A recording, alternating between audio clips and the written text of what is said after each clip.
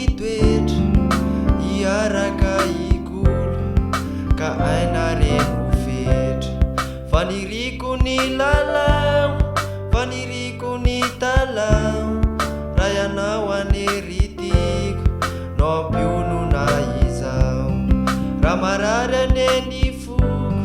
raha solafaka ny aiko ianao no fanafody anamaivana ny ady raha osanerintsany farofiko malaina ny tsikinao riaina ampitony ny adi-tsaina mifanomeny soa ny fiainana otony ifandray ampo ka fitiavana no ambo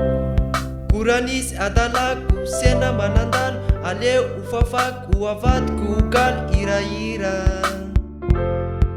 anambarako anazy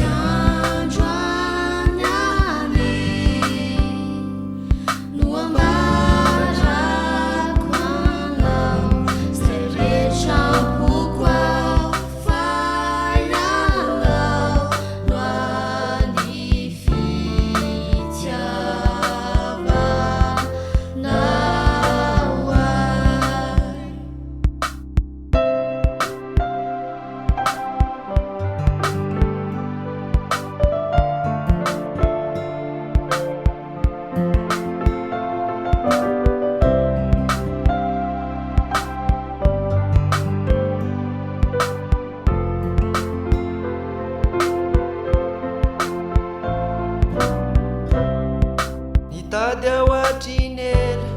nisa azahoany fo tsy nisy zay tavela ianao rery no anito tsy nisy ny sala raha nitoanao izaho mahalala fa ianao no ampo faratsy hoe wintsony ao ray andro anitokana fifaliko dia ianao